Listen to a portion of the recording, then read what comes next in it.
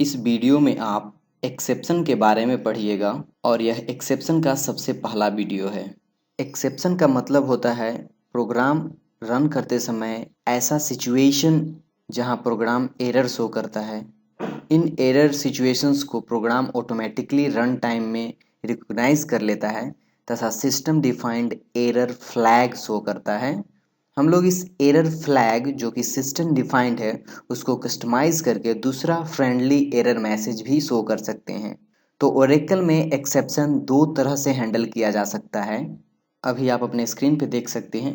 पहला जो है वो सिस्टम डिफाइंड फ्लैग है जो कि ऑटोमेटिकली रन करता है, और दूसरा जो है वो है यूजर डिफाइंड मैसेज। ये फ्लैग नहीं होता है बल्कि ये मैसेज होता है। वो क्या करता है, यूजर डिफाइंड जो सिस्टम डिफाइंड फ्लैग है उसको ओवरराइड कर देता है और एक यूजर फ्रेंडली मैसेज डिस्प्ले करता है। सबसे पहले चलिए हम लोग सीखते हैं सिस्टम डिफाइंड फ्लैग कैसे आता है, और फिर इस फ्लैग को हम लोग किसी प्रोग्राम में यूज़र मैसेज से रिप्लेस करना सीखेंगे। अभी हम लोग एक PL/SQL प्रोग्राम बनाएंगे। यह प्रोग्राम एम्प्लॉय नंबर एक्सेप्ट करेगा तथा उस एम्प्लॉय के डेटा को किसी दूसरे टेबल में इंसर्ट कर देगा। तो चलिए हम लोग अभी प्रोग्राम देखते हैं। वो प्रोग्राम अभी आप अपने स्क्रीन पे देख सकते हैं। यहाँ पे हम लोग सेट सर्वर आउटपुट ऑन किए हैं, सेट सर्वर आउटपुट ऑफ किए हैं और यहाँ पे एंड और स्लैश किए हैं। यहाँ पे एक डिक्लेयर ब्लॉक के ऊपर में हम लोग लिखे हैं प्रॉम्प्ट कर रहे हैं और नंबर ले रहे हैं एम्प्लॉय नंबर। यहाँ पे मैसेज दे रहे हैं यूजर को इंटर एम्प्लॉय नंबर और उसको आईडी में हम लोग रख ले रहे हैं। यहाँ डिक्लेयर ब्लॉक में हम लोग तीन वेरिएबल बनाए हैं, एक DEID, एक DE नेम और एक D लोकेशन बनाए हैं। और यहाँ पे बिगिन ब्लॉक में हम लोग यहाँ पे एक select statement, select EID, e name and location, इसको हम लोग अभी नहीं पढ़ते हैं। तो क्या हो जाएगा, select EID, e name, location from employ where EID at ID जो यूजर से लिए हैं हम लोग। यानी हम लोग किसी टेबल जिसका नाम है एम्प्लॉय, उस टेबल से हम लोग EID, ई नेम और लोकेशन ले रहे हैं और उसको किस में डाल रहे हैं, तो ये तीन वेरिएबल में DEID, DE नेम और D लोकेशन, जो कि हम लोग यहाँ पे डिक्लेयर किए हैं। यानी हम लोग सेलेक्ट कर रहे हैं और टेम्पोररी इसमें डाल रहे हैं।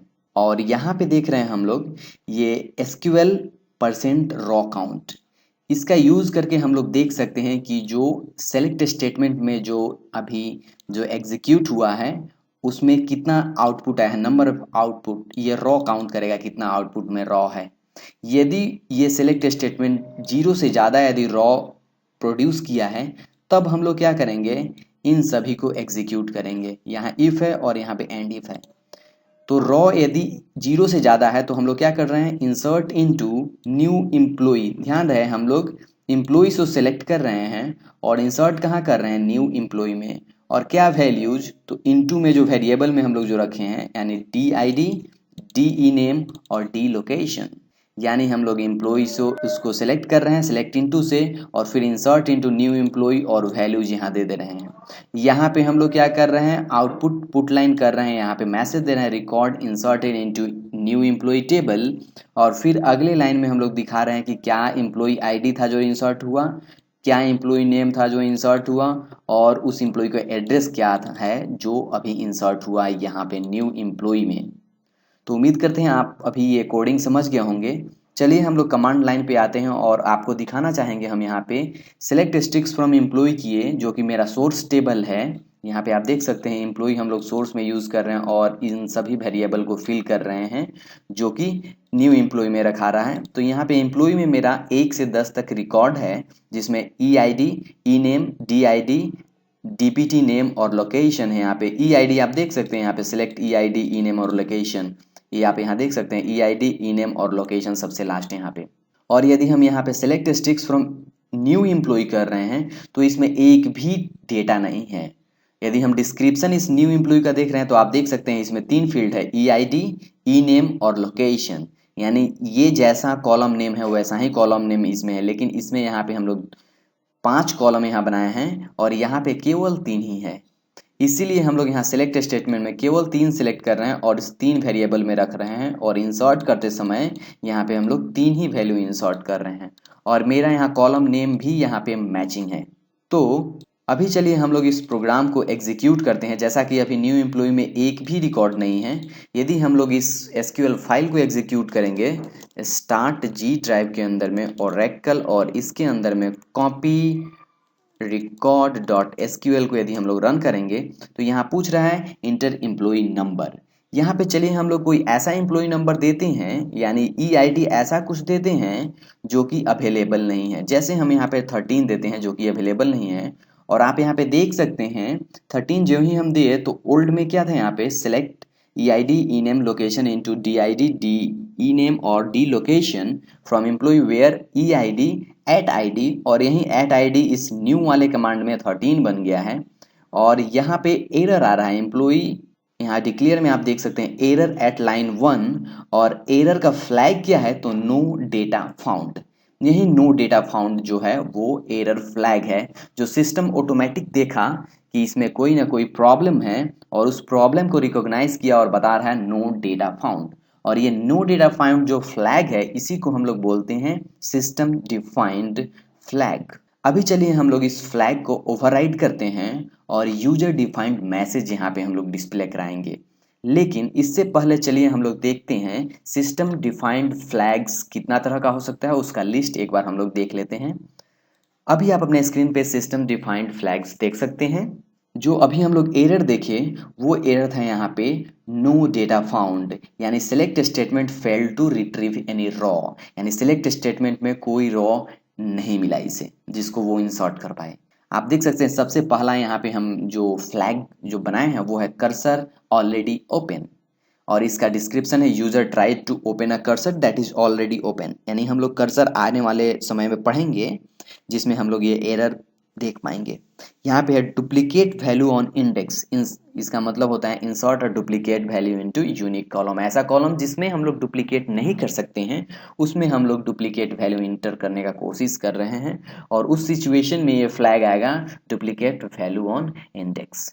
इनवैलिड कर्सर में भी हम लोग देख सकते हैं यहाँ पे यूजर रिफरेंसेस एन इनवैलिड कर्सर और attempt an illegal cursor operation, जो कि वैलिड कर्सर नहीं है।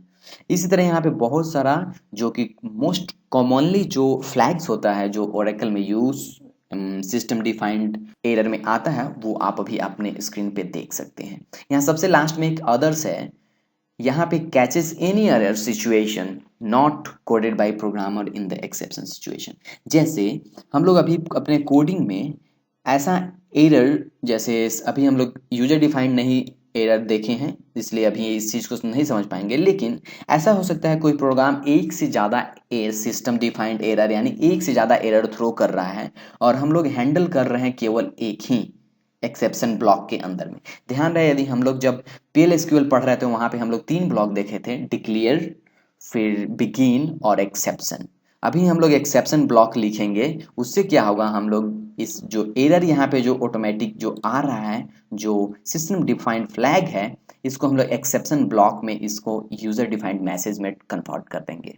तो यहाँ पे हो सकता है एक्सेप्शन ब्लॉक में हम लोग क्या 2 एरर आ रहा है लेकिन हम लोग एक ही एरर सिस्टम डिफाइन को हम लोग ओवरराइड कर रहे हैं यूजर डिफाइंड से, तो वहाँ पे दूसरा वाला जो एरर होगा ऑटोमेटिकली वो अदर्स में आ जाएगा, यहाँ पर अदर्स इसीलिए लिखा हुआ catches any error situation not coded by programmer in exception section. अब चलिए हम लोग यूजर डिफाइंड एरर मैसेज पढ़ना शुरू कर रहे हैं जो कि सिस्टम डिफाइंड फ्लैग को ओवरराइड करेगा। अभी आप अपने स्क्रीन पे यहाँ पे देख सकते हैं हम लोग एक नया यहाँ पे ब्लॉक बनाए एक्सेप्शन ब्लॉक, और यहाँ पे पहले कुछ नहीं था जो कि no data found system defined flag produce कर रहा था जब हम लोग ऐसा एम्प्लॉय नंबर इंटर कर रहे थे जो टेबल में अवेलेबल ही नहीं था।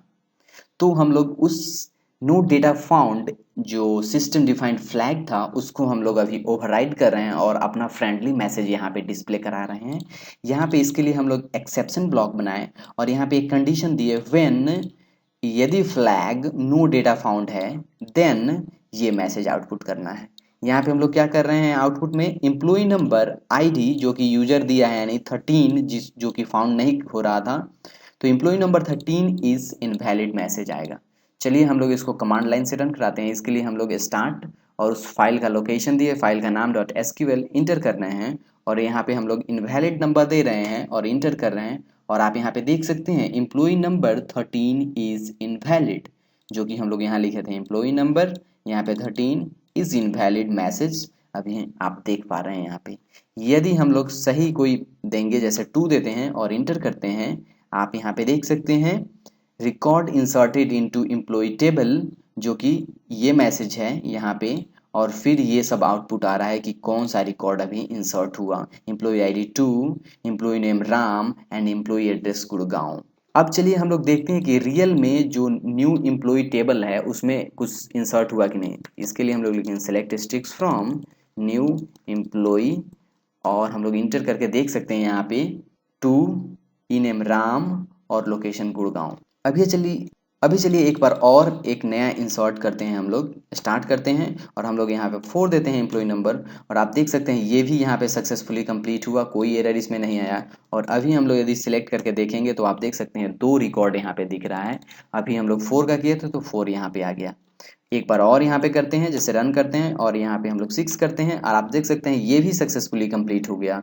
और जब सिलेक्ट करके हम लोग देखेंगे तो आप देख सकते हैं 6 जो दिए थे हम लोग यहाँ पे एम्प्लॉई आईडी, वो रिकॉर्ड इसमें इंसर्ट हो गया न्यू एम्प्लॉई में। उम्मीद करते हैं इस वीडियो में आप सिस्टम डिफाइंड फ्लैग को रिप्लेस करके यूजर डिफाइंड मैसेज डिस्प्ले कराना सीख गए होंगे। साथ ही साथ एक नया चीज़ हम लोग पढ़े कि कैसे हम लोग एक टेबल के रिकॉर्ड को दूसरे टेबल में कैसे कॉपी करेंगे PLSQL में। Thank you.